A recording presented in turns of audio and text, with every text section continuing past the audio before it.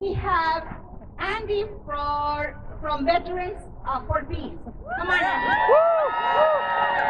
Vietnam veteran. Let's give him a thank you for his service.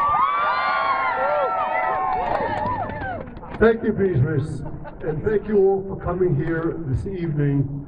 I particularly want to thank the organizations that have organized tonight's rally and the rallies that are going on across the country, and above all, Move On, which has done a spectacular job. Now, I speak to you tonight as a veteran of the United States Army, and also a veteran of the United States anti-war movement.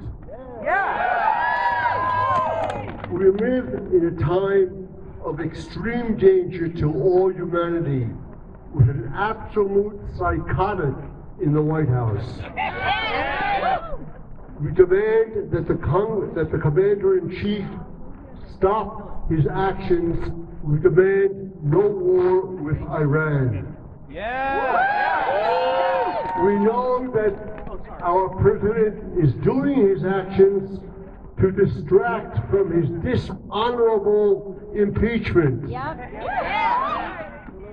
We can look and we can imagine, think in our minds, what will it take to stop this madman who is endangering the entire planet?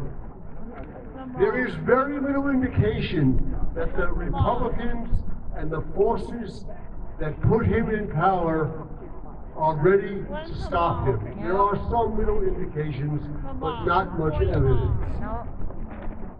It was admittedly a very positive sign when the Defense Department, the military leaders of our country, directly contradicted Trump by saying that no, contrary to what Trump was saying, we will not bomb the cultural sites of Iran. Now, seeing this difference coming from the military leadership of our country is perhaps a hopeful sign, and we might speculate that they have other rebellions in mind, but only speculation. But what can we do? What can we do to stop this madman and to stop the war? Well, above all, we need to support the efforts now going in Congress to take away the power to make war from Trump. We need to be in the halls of Congress, and we need to be in the streets.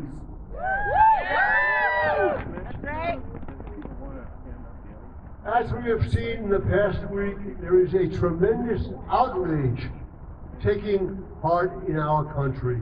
People everywhere are saying no, and we can build on this if we act wisely, with intelligence, without sectarianism. We can build a mass movement to stop the war and to stop Trump.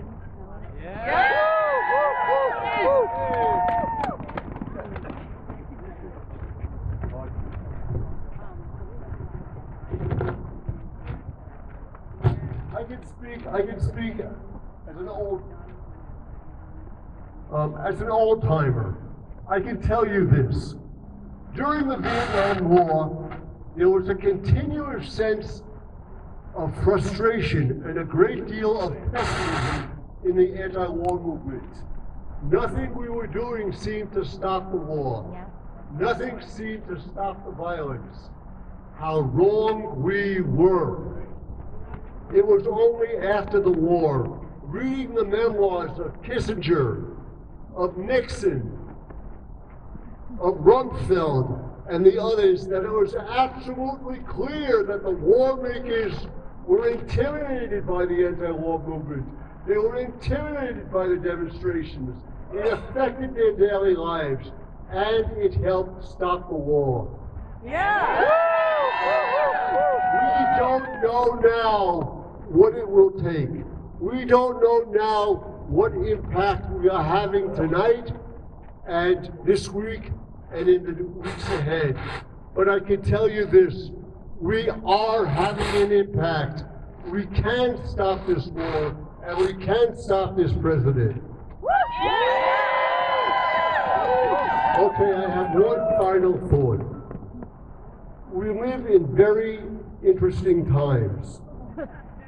We live in a time where technology and changes in the media have opened up tremendous new opportunities, but also tremendous dangers.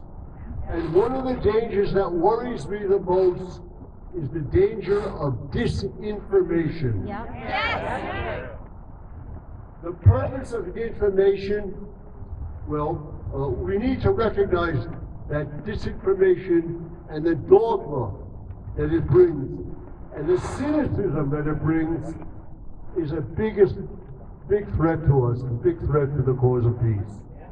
The purpose of disinformation is to convince us that we are helpless, to convince us that nothing we do will help, to convince us that we don't know what is really true, to convince us that reform is impossible, to convince us that everything in America is evil, to convince us that the Democratic Party of Ilhan Omar and Bernie Sanders is no different than the Republican Party of Donald Trump and Mitch McConnell.